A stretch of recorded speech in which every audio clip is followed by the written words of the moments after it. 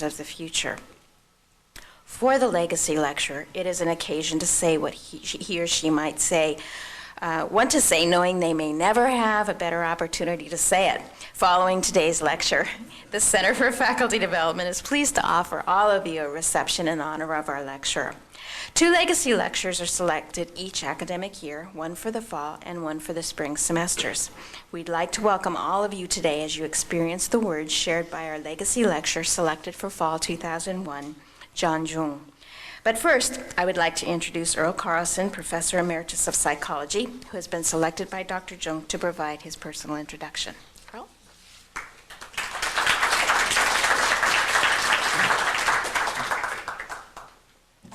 Well, I welcome you all. We've already been welcomed, but I do so as well. To celebrate John Jung, you came here to hear him, not me, but there are a lot of things I think that you might like to know about that he won't tell you about because he's a rather modest fellow. Many that came to mind, but not the first one, but a sort of unlikely one was stealth. I think of John as a stealth scholar in the sense that he works very quietly, very productively. I had an office next to his for about 20 years. And although I was aware of many of the things that he did and accomplished, when I got to look at his record, I was utterly amazed at all the things that I didn't know. This is, 50 publications plus 7 books is an awesome kind of career for a lot of us. He was acknowledged as an outstanding scholarly achievement award kind of thing. I think it was about 8 years ago in recognition of this. But I think it's particularly impressive given the other kinds of things that John has done, way beyond his office and the laboratory.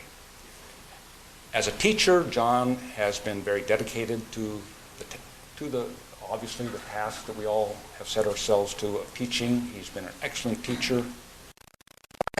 The dignity, he has the character, I think, to be thought of as a gentleman of the old school. He's too young. Pleased to present John Jung.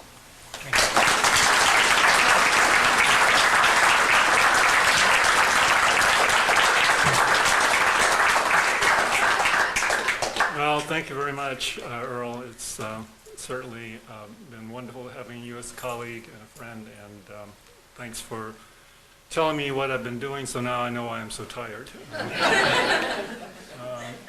Let's see. Do we have the...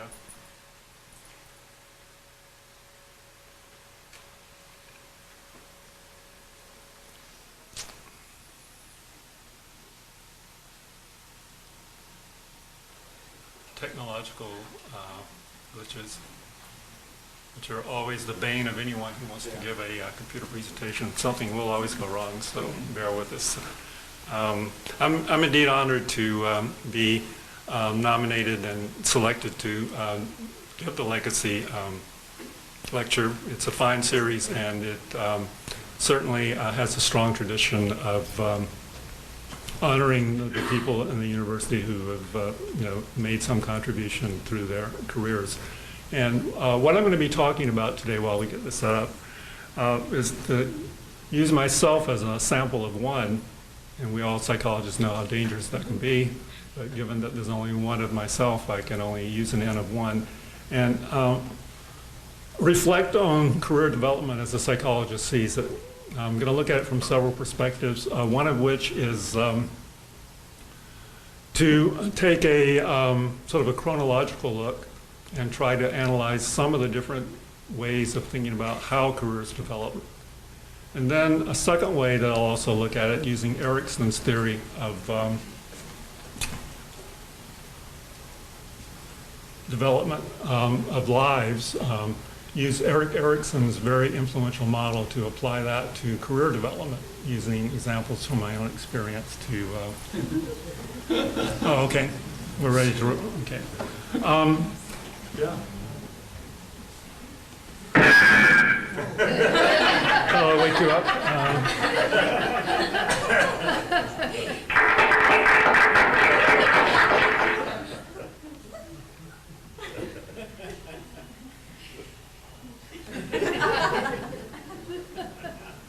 Okay, that's it. Short and sweet for people who have hyperactivity, attention deficit disorder. I went so fast you probably missed it, so probably it might be worthwhile for anyone who came in late to get one more shot at it.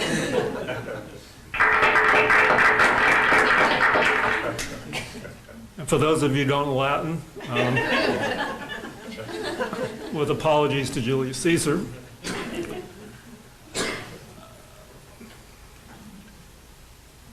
now, it really is truly the case that when you're around for almost 40 years, you could spend hours and hours deciding what to talk about. So what I'm going to do is sort of start when I sort of enrolled in Berkeley as an undergraduate. And I found that in those days that we didn't have BRR. We had to go through the old-fashioned way. We had to go through the main gymnasium, and it was roped off like a corral, and there were signs every which way telling you which way you had to go to do this, which way you had to go to do that. And the caption at the bottom says, we're not going to have many students this year. They're not intelligent enough to figure out how to register. So that made a sort of a long-lasting impression on me about the maze-like qualities of careers and, I mean, even from the get-go at college registration. Also, I like the maze being a psychologist. I guess that's a good symbol to reflect, or an icon for psychologists to use. Now, even though I use the analogy of a maze to illustrate careers, of course, unlike rats, we as humans don't literally run through a physical maze. What we do is we instead have other more involved choices where we sort of point and click and somehow get our way through our mazes of life. I don't know if he's here or not, but just in case he is. This is a common sense rational model of Calvin and Hobbes, which basically sort of says, and this is one that appeals to psychologists who are rational and cognitive. We think of things as an intellectual choice. You make one choice, then that leads to another choice, and then you keep branching out. And then finally, something happens. You either have good outcomes or bad outcomes, and depending on whether you've made wise choices, you're going to reap the fruits of what you've done. However, instead of taking this point of view, I'm taking an alternative point of view, which I've called a same place, same type, same time model. And in this model, there are a lot of things that we don't have as much control over as we think we do. And so what choices we do have are not entirely our own, but it's also a function of whoever happens to be at that same place at that same time. So I don't like to think of these so much as choice points as I call them turning points.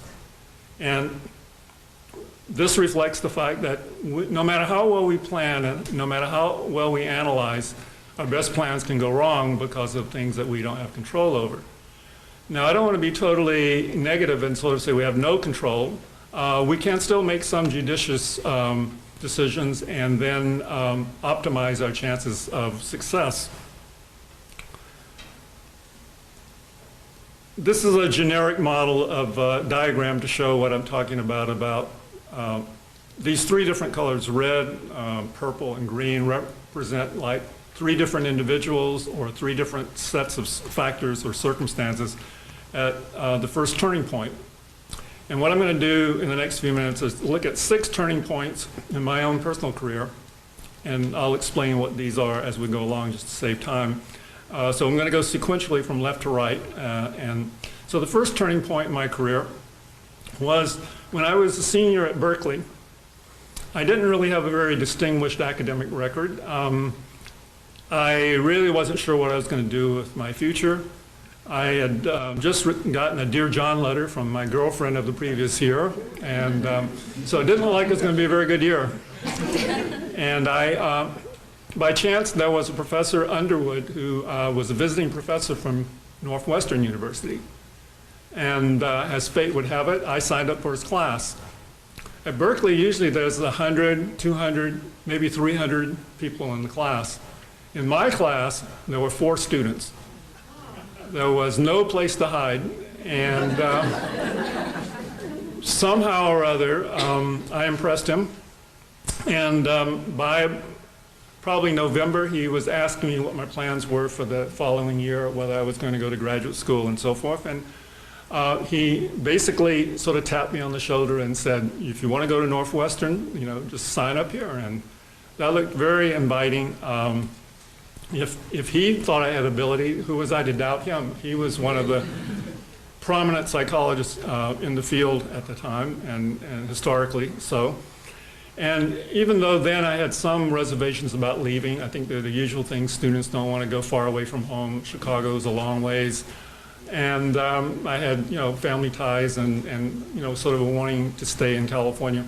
But this was an opportunity, and given my other aspects of my life situation, I decided to accept this challenge. And so I went to Northwestern, which was a very positive experience. It was a very good graduate program, and I came in contact with many outstanding students and faculty. After I got my PhD, I had to decide where was I going to go. And one of the possibilities was to come to Long Beach.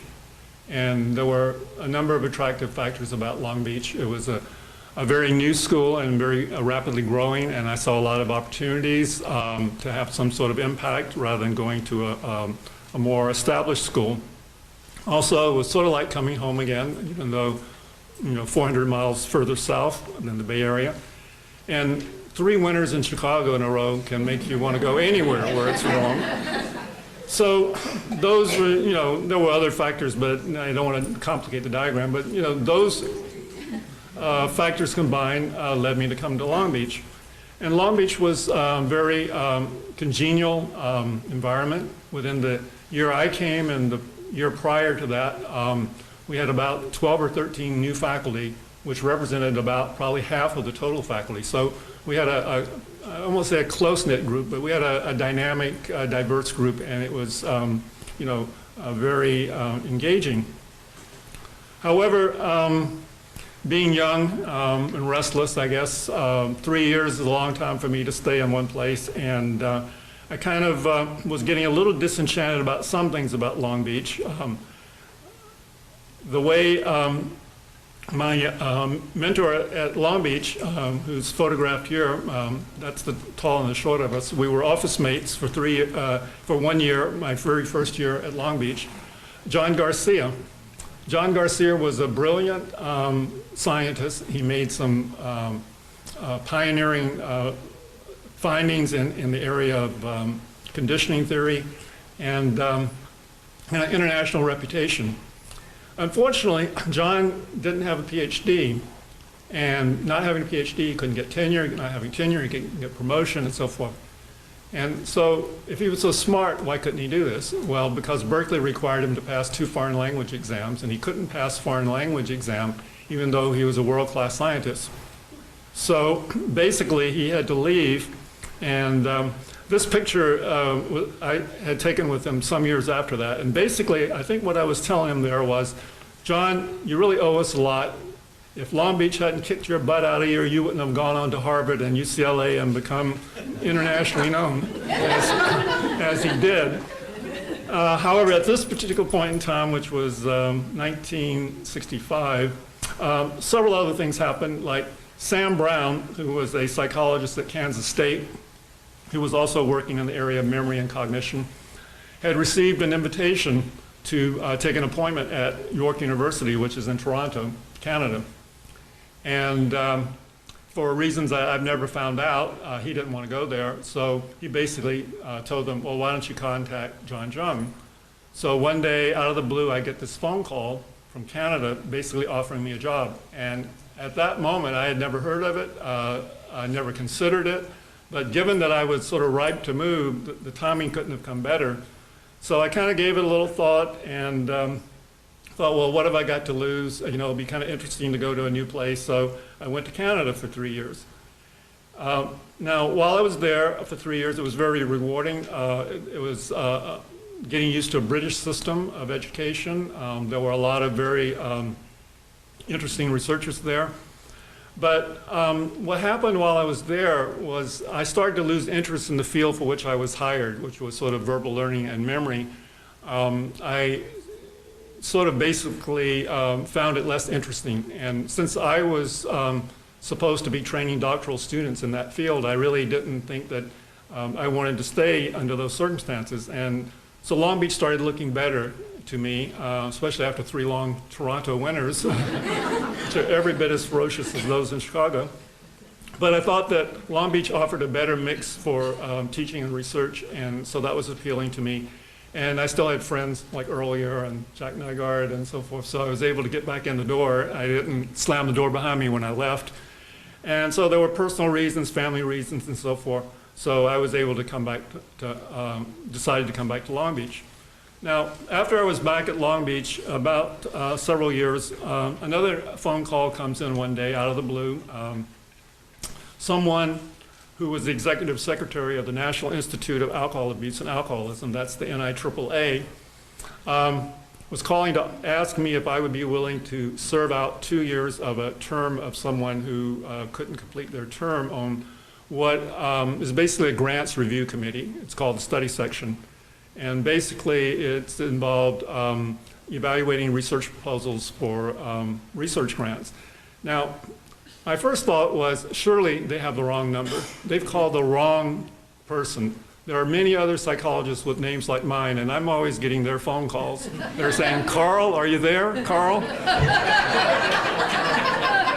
So I thought this was another one of those cases of mistaken identity. But they reassured me, no, I was the one.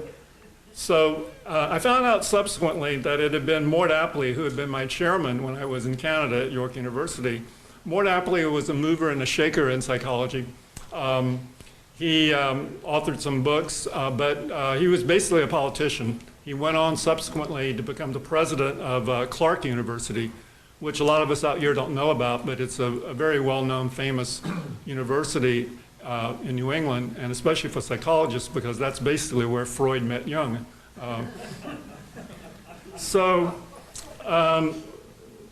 Mort Apley basically thought highly enough of me that, and he was involved with the NIAAA, that I got that offer.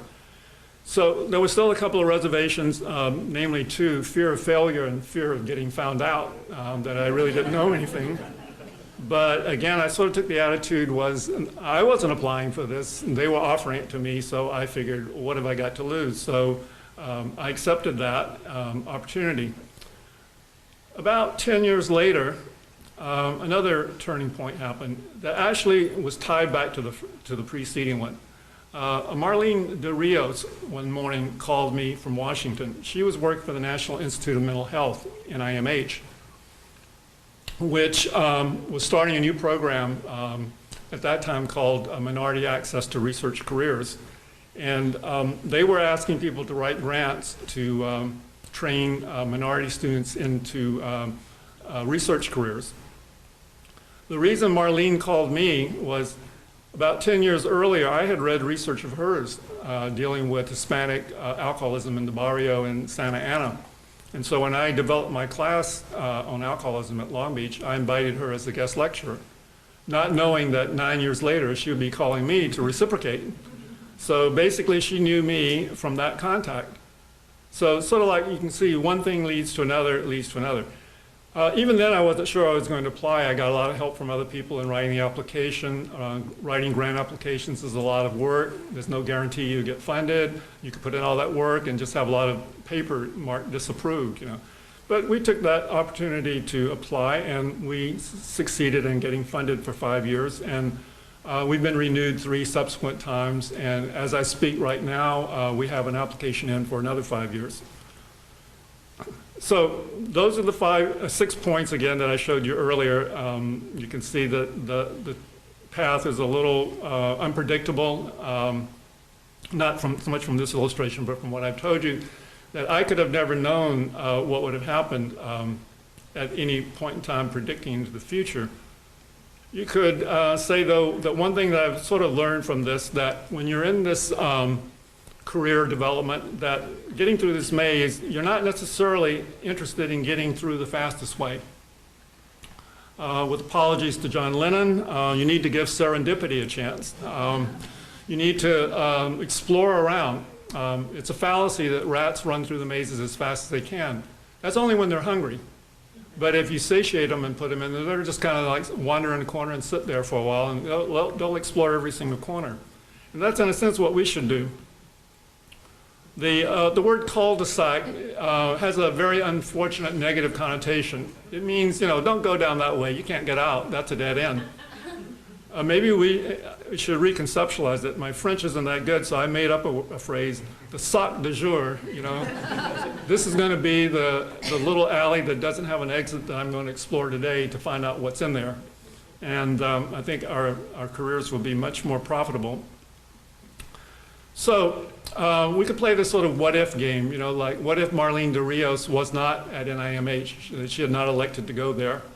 Then obviously if she hadn't been there, then I would not have, if I hadn't been involved with NIAAA, I wouldn't have had a contact with Marlene.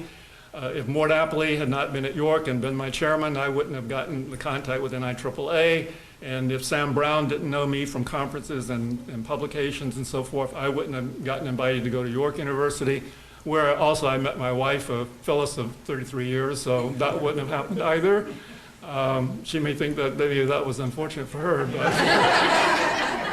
in either case, if I didn't have a PhD, I wouldn't have come to Long Beach. And of course, if my mentor, Ben Underwood, had not decided to take a sabbatical at Cal, I would have never ended up at any graduate school, let alone Northwestern. Now, I want to change tactics abruptly and switch to Erik Erikson's model, because while what I've been saying is kind of interesting from a personal perspective and, kind of just sort of, well, what if this and what if that? Basically, what I've been doing is talking about a chronology.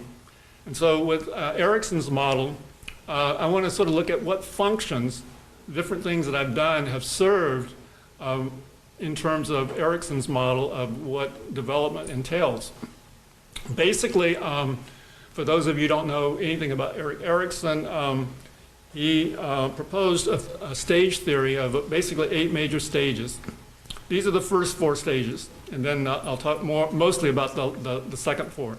The first 4 occurred during childhood, infancy, and up to maybe adolescence. And at each of these stages, he cast them in a dichotomy, like trust, mistrust. And these are like crises or challenges that have to be resolved.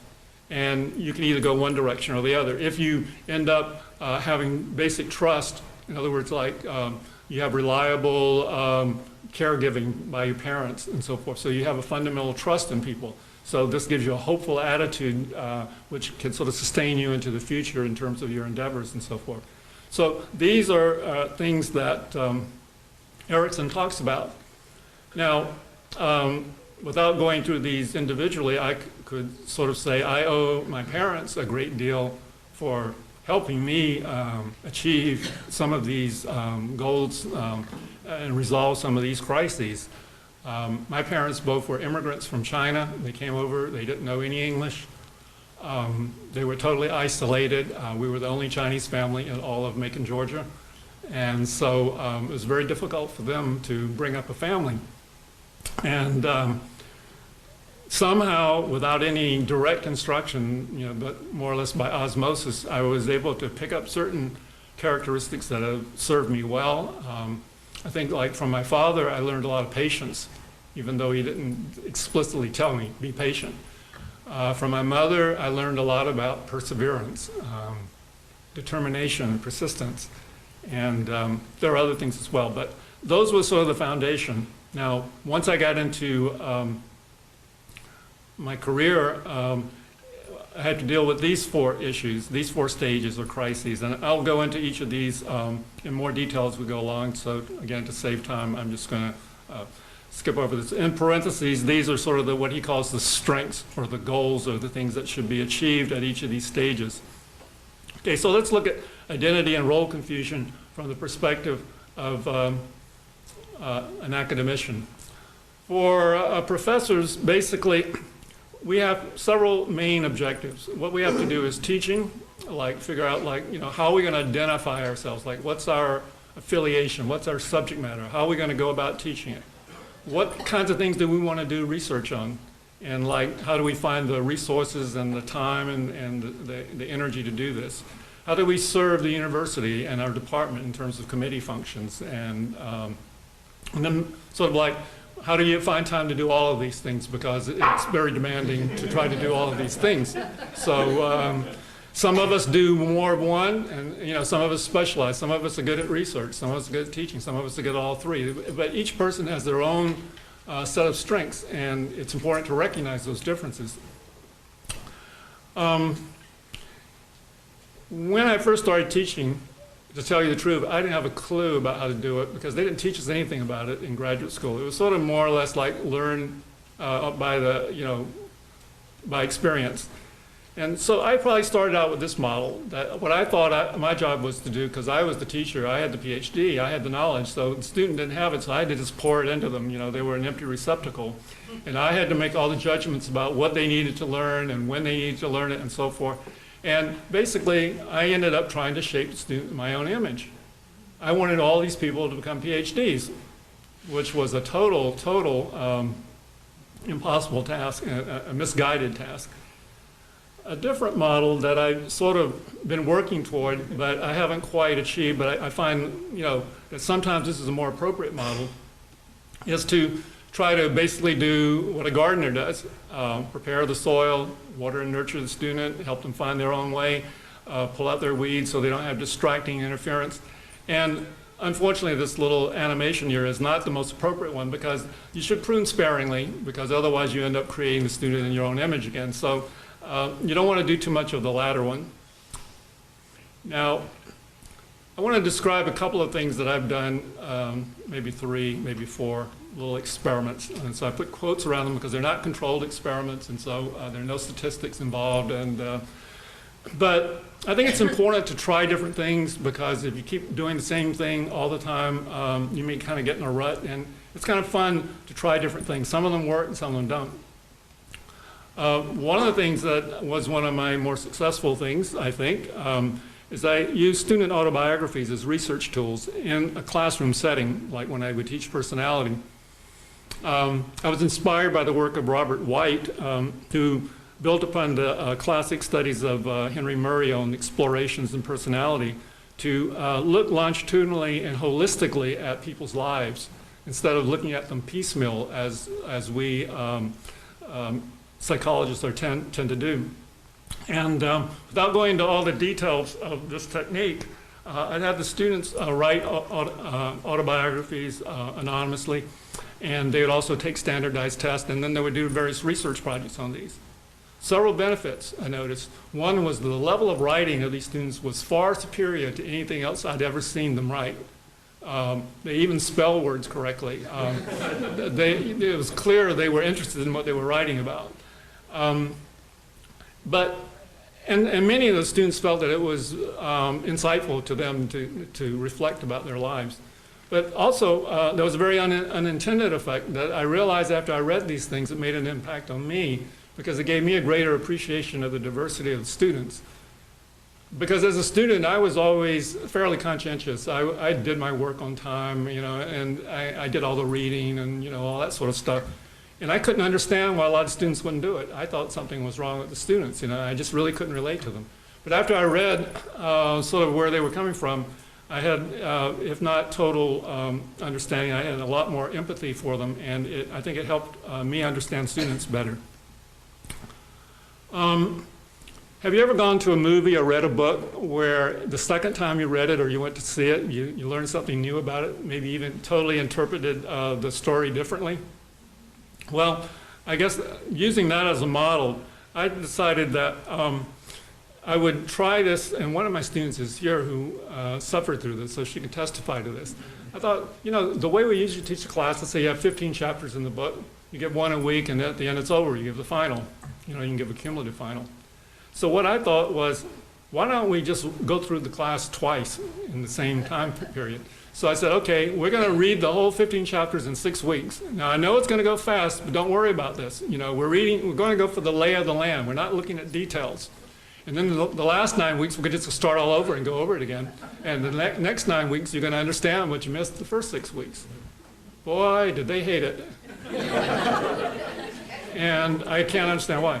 Same thing with writing papers. Okay, they write a term paper. They crank it out the night before it's due. They turn it in. You make some comments on it. You give it back to them. Some of them don't even look at the comments. But even if they do, they don't do anything with them. So I thought, okay, have the term paper turned in by the 8th week.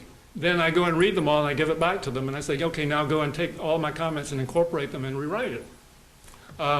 They hated it. But that's the only way you get any better at this, is to get feedback and make corrective changes.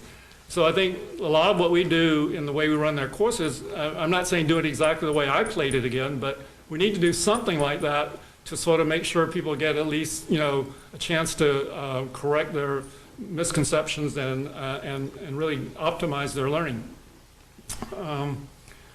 Random acts of classroom learning is a term that I borrowed from some title of some book somewhere, and I don't remember exactly who wrote that, but I like that phrase.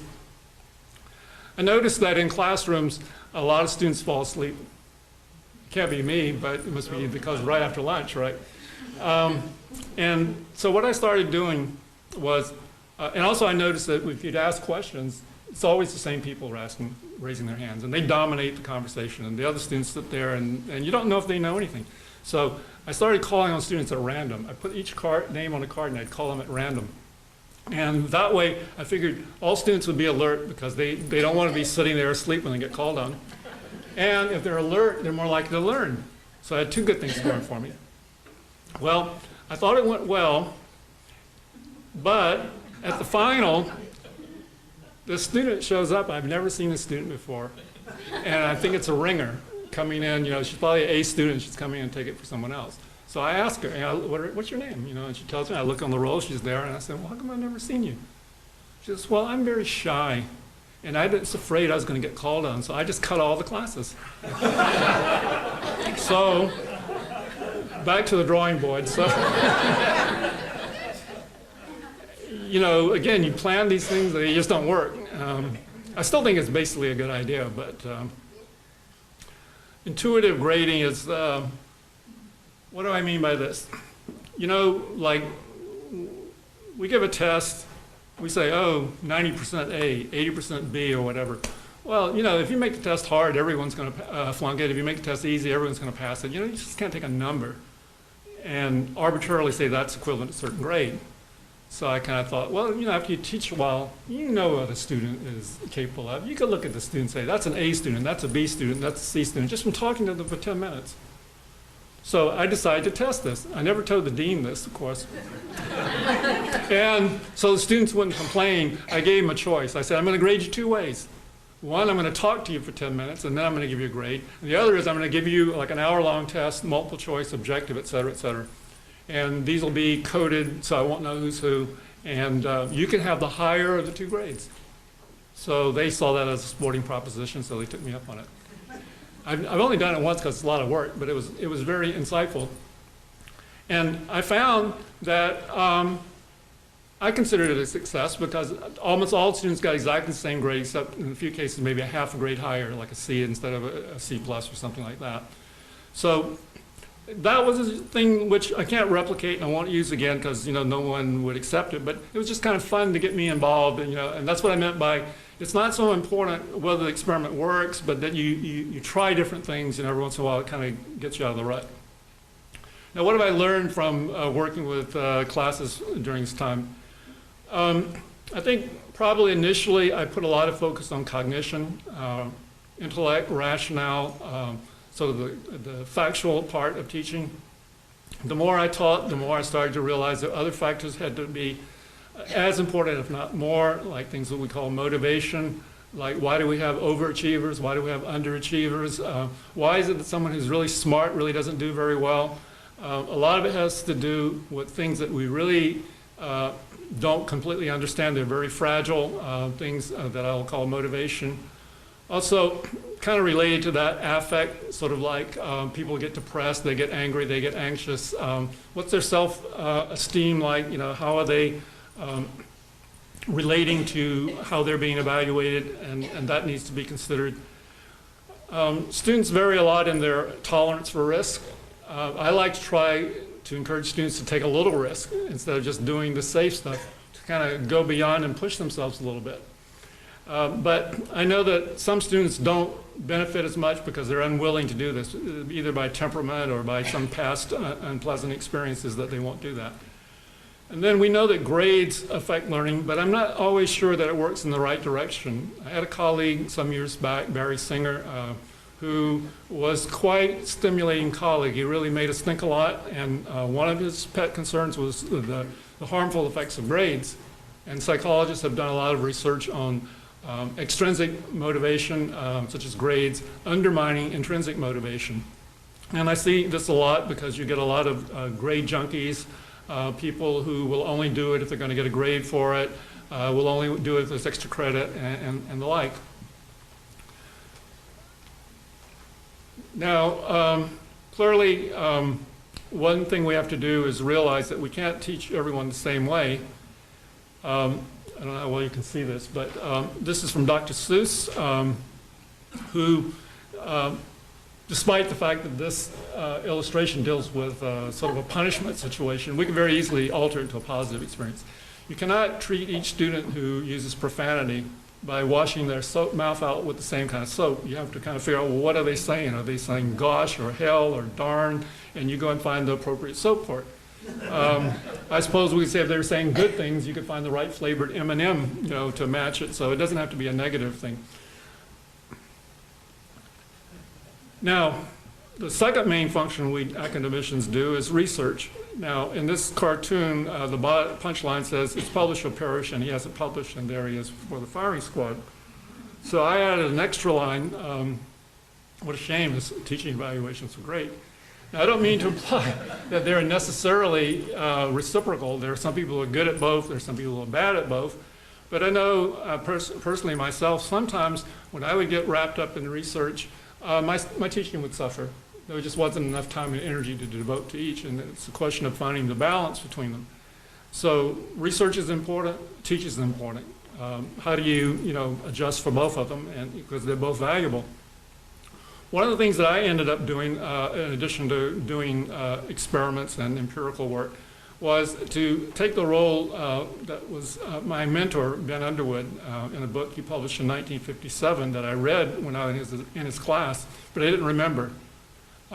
He had written something to this effect, and I only found this about a month ago when I was preparing for this. I looked up what he had said, and in the last page of his book, he said, empirical integrator is very much in demand to identify and integrate valid data, to point out contradictions among data, to guess why contradictions exist, and to identify gaps in the empirical base.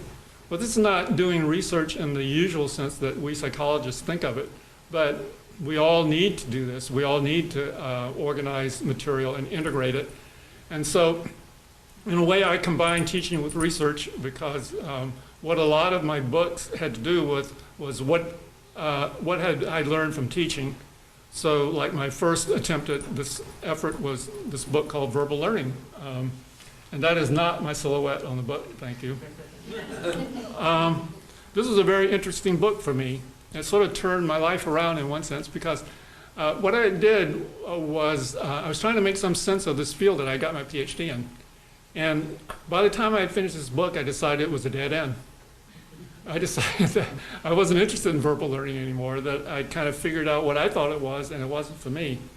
Fortunately, history has been correct, that my judgment was reasonably correct, I think, because verbal learning has not been at the forefront because of the cognitive revolution, and verbal learning was not at that point particularly cognitive.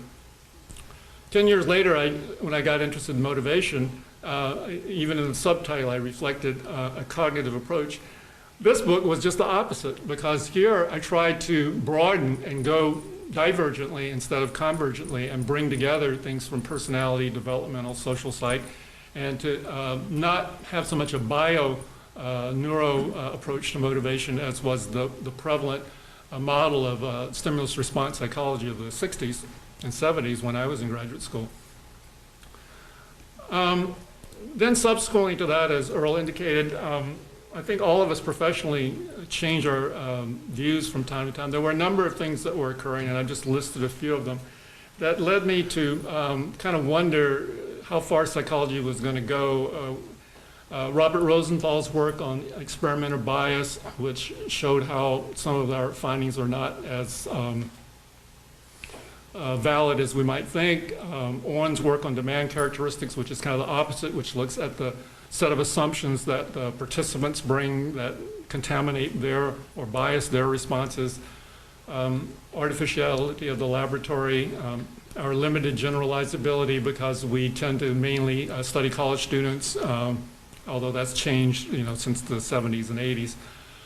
Kenneth Gergen's, to me, very influential argument that a lot of psychology maybe isn't exactly science because it's limited to a certain time in history when the evidence was collected. This is particularly maybe more so in like social psychology than say in neuropsychology. And there were a lot of ethical issues that were coming up with, especially like deception and harm to subjects and so forth. And so that captured my attention. And turning to the third thing that we deal with, which is administration. In the 70s, very early, when there was a lot of controversy on just about anything you could name, I was perceived as a sort of a moderate, and I was sort of acceptable to a lot of the factions in the department. So they sort of said, why don't you come to department chair? Well, that was the last thing in the world I wanted to do. I just didn't go back to Canada, but... So I borrowed a page from the activists, and what I did is I made up a list. I played along. I said, okay, you really want me to run, I'll run. But I have a platform. I call it my non-negotiable demands. One of my first non-negotiable demands is no department meetings. I thought, surely that's not going to be acceptable, because those people love to meet and they love to talk. Another thing was committee decisions would become policy within 10 days unless a certain percentage, 20% of the faculty protested. No complaints. They said, that's fine, you be chair, you will do that. And then I said, well, I'll only be in the office 1 hour a day. Surely they won't accept that. Because that was predicated on a Parkinsonian type law type logic that the more time you're in the office, the more you're a sitting target. So don't be in the office. And I kid you not, one day someone a faculty member came running in from the parking lot and said, hey, there are all these flyers on these cars out there. So I was trying to think, what does he want me to do? Go out and take them all off or what? So anyway, somehow I still got elected. And actually I survived, and what was really odd is that more or less my system is still intact even to this day. So that's like, some 30 years since.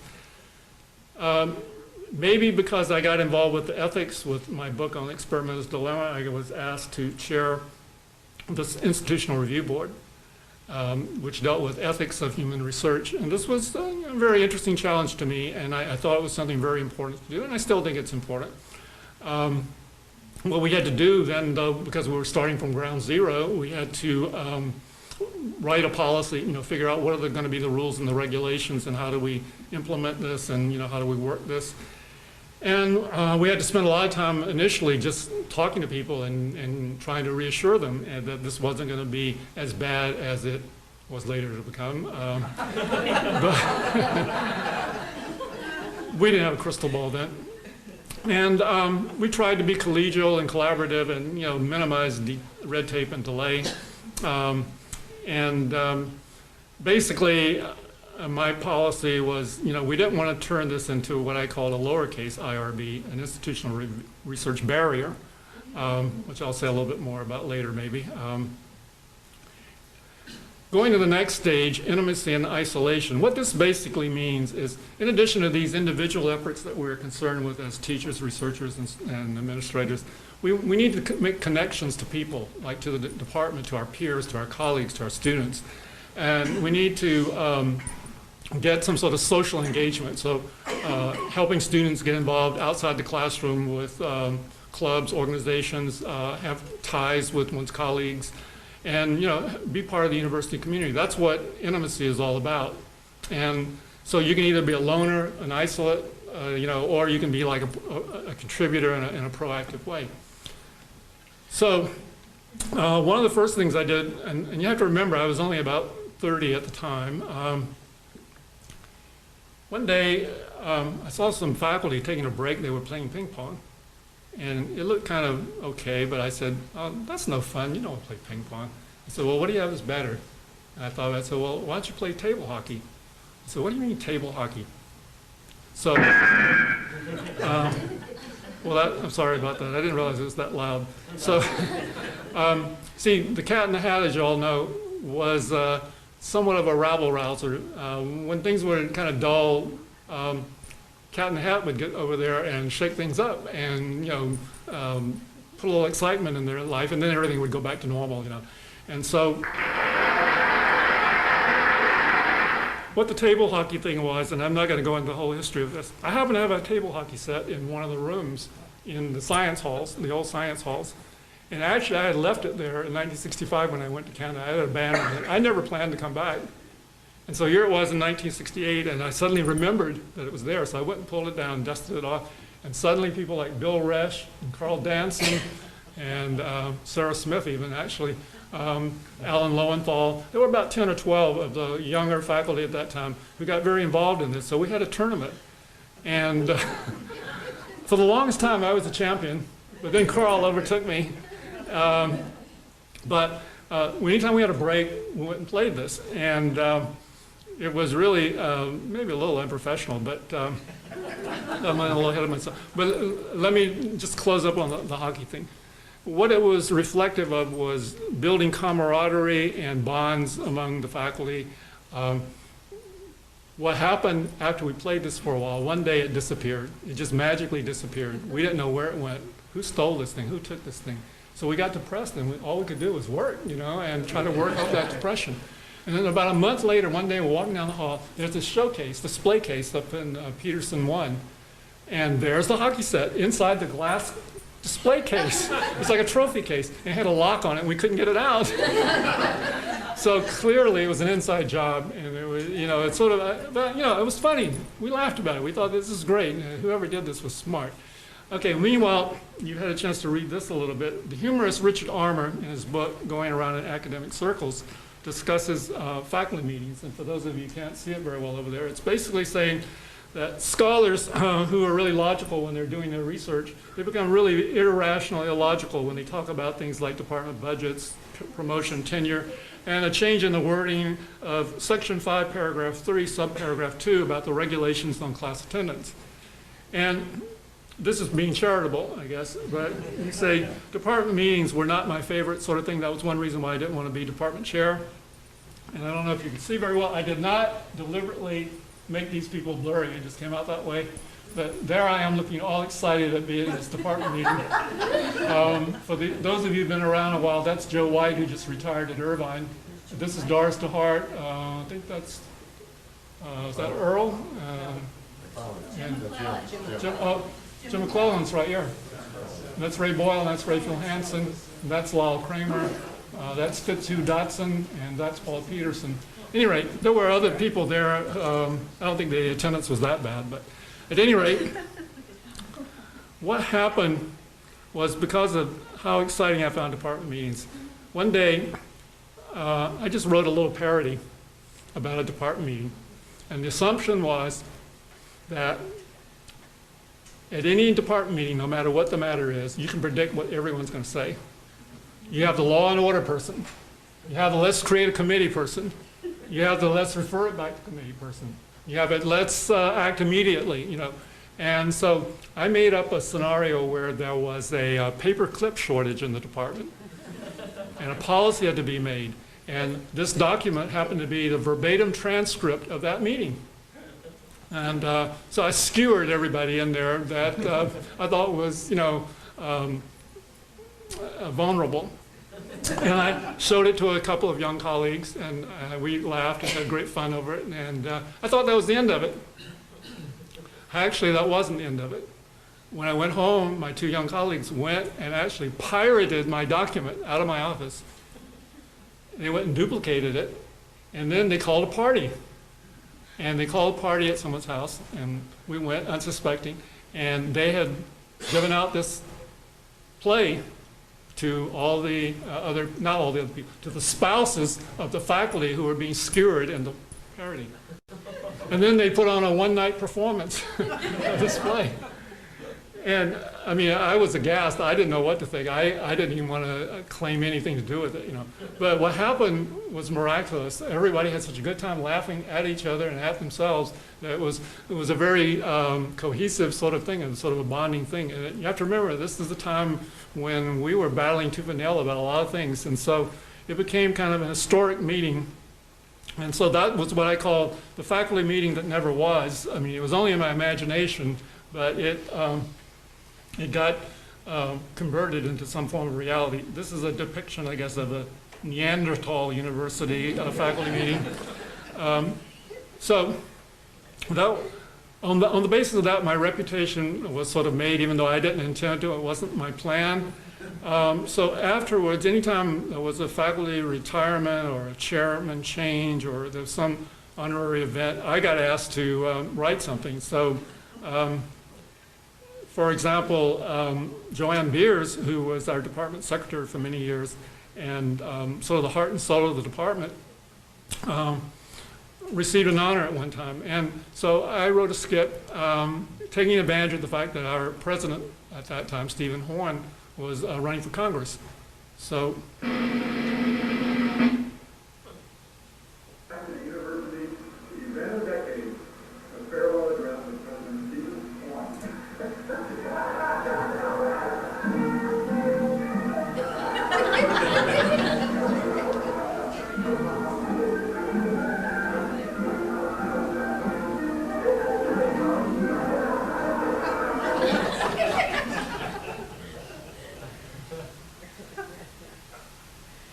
Another part that never gets in trouble, or at least it's never been caught. Is it such a good group, or is it just too clever? Certainly not a good group, but just between you and me, I'll let you in a little secret here. We are all based in psychology. Really, this is interesting. I'm a man of few words. And don't like to brag. But since you asked, I have to confess, we do have a secret weapon, of course. And so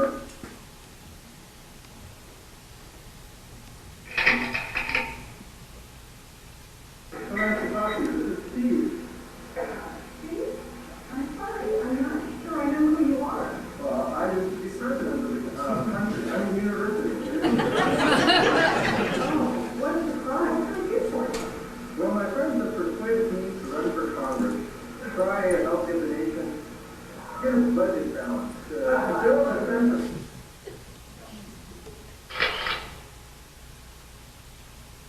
You were terrific, sort of a fawn hall of the psychology department. We politicians can always use a good document writer. Well, that's why I just called to say, join my staff. So in addition to doing things like that, I really felt it was important to get involved with trying to get students involved in doing things in addition to their formal classroom work. And so in that regard, as you mentioned earlier, I've been fortunate to work with the honor students in the Psychi Society for at least a decade. And that was very rewarding, and also worked with the Psychology Students Association, because I think it's really important to get these students to be a part of the department.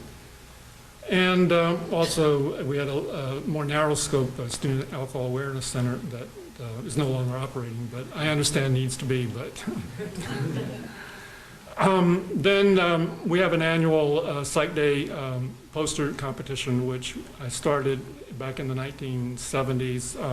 And it's something that is really important because students do a lot of interesting projects, but no one else sees them, except a handful of people in their class and their instructors. So this is a way for them to learn professionally and to communicate with each other and to make that an additional learning experience. But my favorite thing is still doing some sorts of parodies, as you sort of figured out that.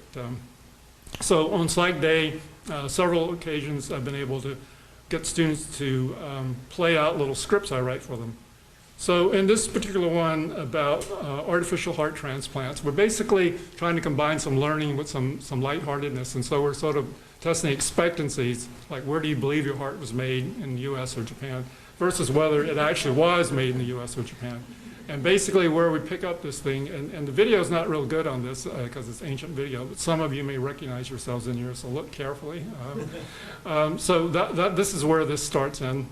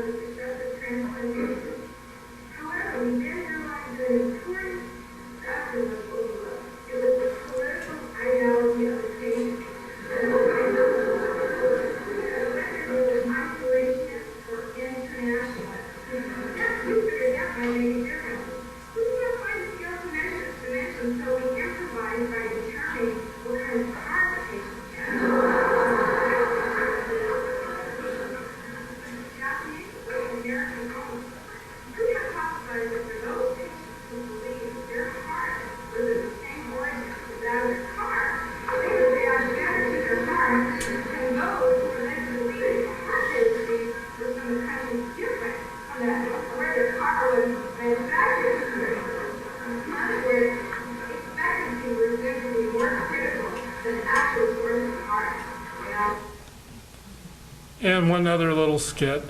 Students love this one where you have role reversal. Students love it when you talk about the fact that students in the class, if they smile when the instructor's on the left side of the room, they can shape the instructor so the instructor stays on the left side of the room. This is the same kind of notion based on Martin Seligman's concept of learned helplessness. Basically, it says that if negative events happen to you, you don't have any control over them. After a while, you get depressed. So one of the questions here is, well, what if all the things that were uncontrollable were positive things? And that's, would you have the same effect?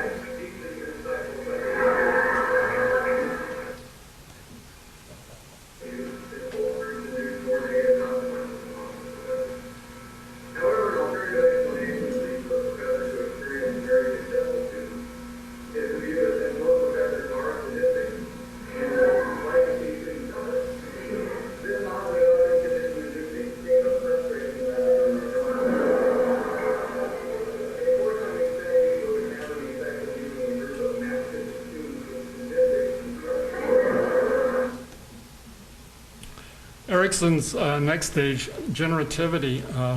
Basically, you could say that even career-wise, we all face what we could call midlife crises, where maybe we sort of get burned out, we get a little stale. What are some things that we could do at that stage? And so generativity could involve things like mentoring, and so you could say giving back. You can give back by working with either new faculty, by sort of teaching them the ropes or sort of helping them get through some difficult adjustments that they're having to make, or mentoring students, undergraduates, getting them interested in going on in the field and giving them some tips from your own experience. And also one can engage in some form of self-reinvention or sort of identifying some new fields to work on. The National Institute of Mental Health core program was referred to earlier. This is the program that I got involved with through Marlene Rios. And we've been funded since 1981 at the college level. And in this program, we've worked with well over 100 students, as well as a number of faculty who work with them. And many of these students have gone on to graduate school. And this has been a very rewarding experience for them, and I know for myself personally, because I've gotten to know these students for long periods of time, and keep contact with them for many, many years, which unfortunately in a commuter school we're not able to do with most students in our other classes. Earl mentioned there are 19 who finished their PhD, but we now have 20, as you said. Ben Aguilar just basically completed his very recently. So these are our first 20. Hopefully we'll have another 20 before too long, but that's just very gratifying sort of thing to be able to do. Some of these students have gone on to really great achievements, so I'm very pleased to be a part of that. Because of my involvement with that, I was then invited to work with the McNair Scholars Program, which Cheryl Arnold from Educational Equities obtained a grant from the Department of Education. And this program is similar but different from the core program. It's very challenging in different ways, but you can tell by just a brief sample of the things that people work on that they're all across the board, because in any field where a person can get a PhD, they're eligible to apply for this program. So to me, it's almost been like going back to college again, because I'm learning from these students about fields that I knew very little about. So that's been very exciting. Another way to sort of avoid stagnation is to sort of develop new fields. My book on Under the Influence, this is about something that we learned nothing about in graduate school. There was virtually no research on that. And even today in the field of psychology, which it's sort of surprising because alcoholism and alcohol abuse are either causes or effects of so many psychological problems that psychologists should be more involved with it. And then subsequently, I expanded it to deal with other drugs. In part, this was because my original publisher wanted me to revise the first book and make it more counseling oriented, but I really didn't know much about counseling, so I couldn't go that direction. And so I changed publishers, and I'm happy because I got a better publisher, and I was able to do what I wanted to do. And this is one of the dilemmas that you face, is like when you are trying to write something for which there's no market, it's quite understandable that publishers are a little reluctant to take chances because it is a financial investment they're making. But I've been fortunate to get publishers who are willing to take those sorts of chances, and hopefully courses will be developed when there are materials. So it's a question of what comes first, the chicken or the egg. On a totally different notion, in the 80s, one of my brightest students, Bob Porteous, who had been a student in my motivation class, got very interested in working market research, of which I had little and no interest and certainly ability. But he needed someone who had a PhD to go along with him to get him in the door. So basically, he kind of enticed me into this by telling me that, and it was true, that they wanted to study motorcycle mechanic motivation.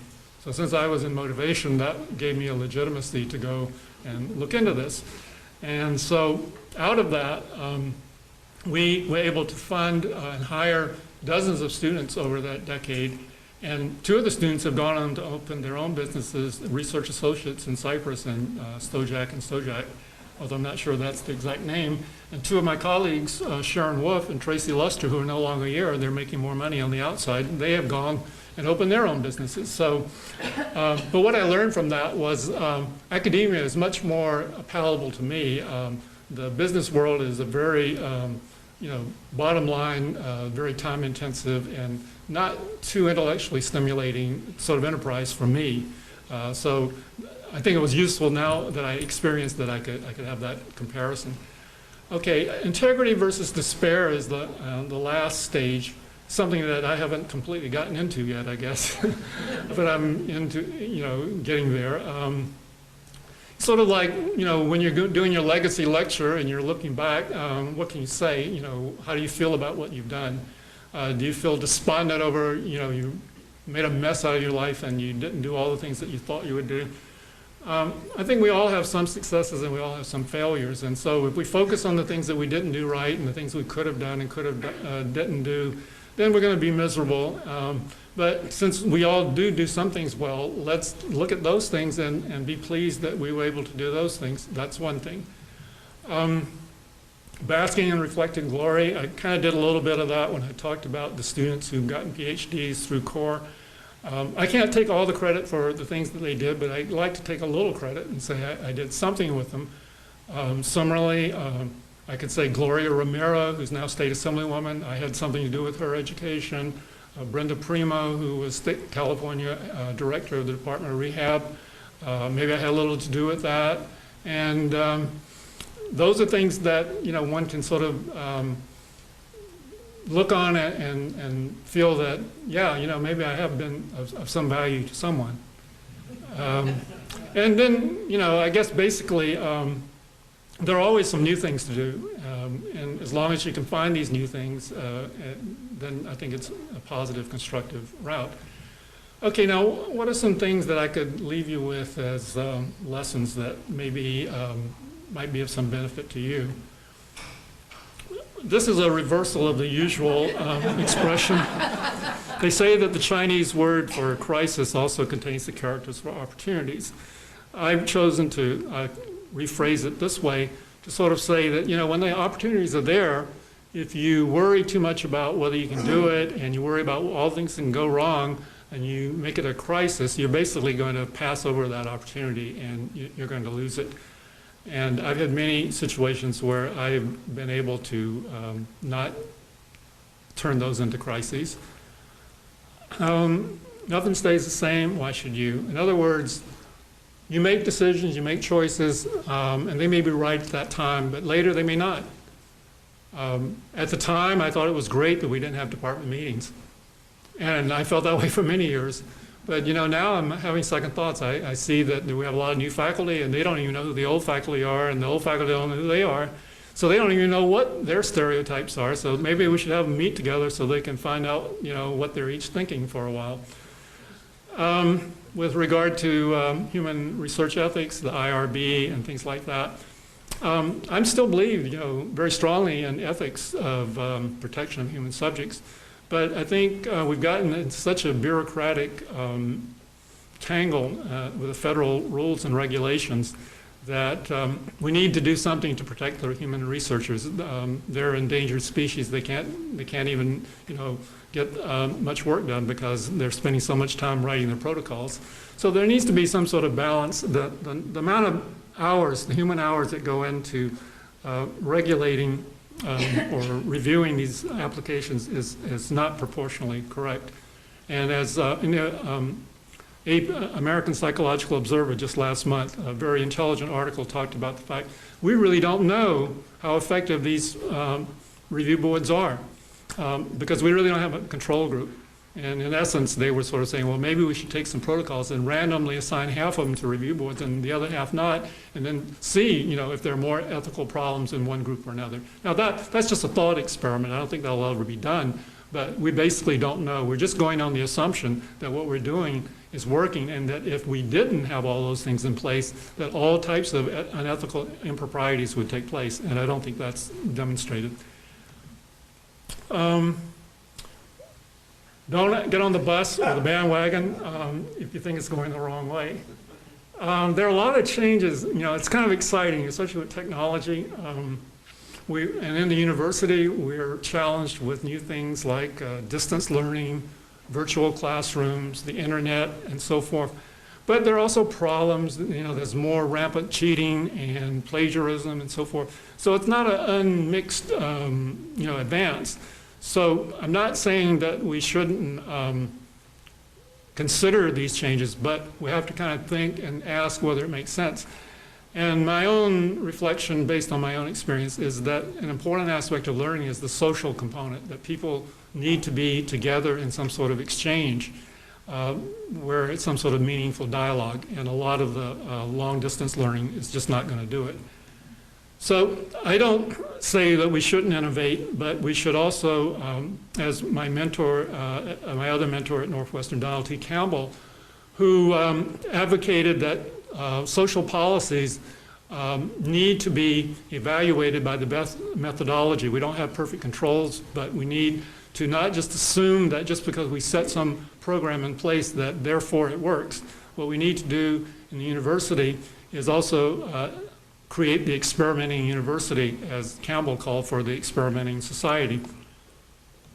And as you notice, I had 3 major phone calls, at least during my career, and which there was a golden opportunity. So basically, if you get a chance, really think long and hard before you decide not to do it.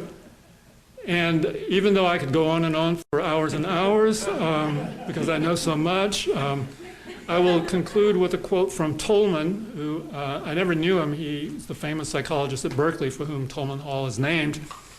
And he was reviewing his career, and he was talking about all the uncertainty among psychological theories and so forth, and that he really could not say for sure, in essence, that his theory was right. So he said, in the end, the only sure criterion is to have fun, and I have had fun.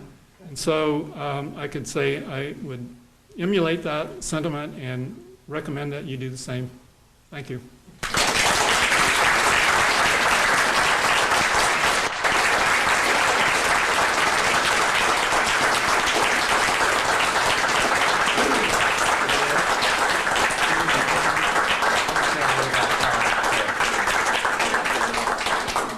Well, first, I'm not surprised at the crowd that's here. I think, in all due respect to all lectures we've had, this has just been a room full. It's such a big crowd. I wasn't surprised. I'm teaching my class this semester in Psychology 236.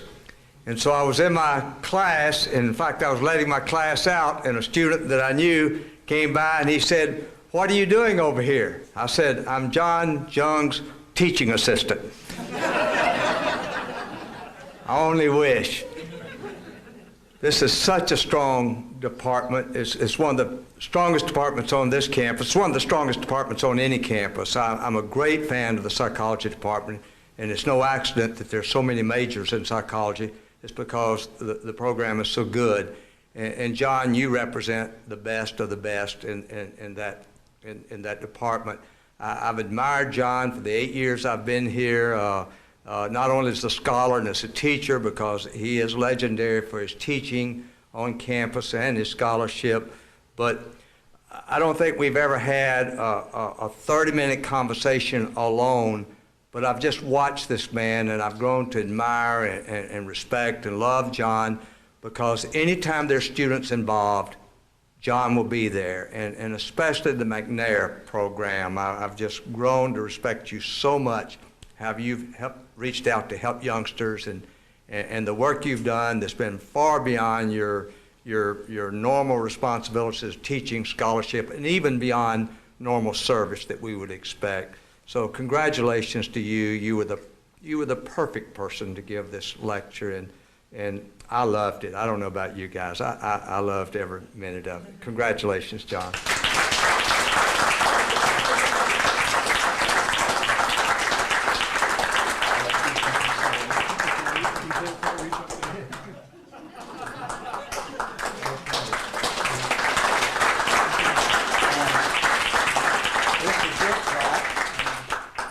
And there's one name left on this spot.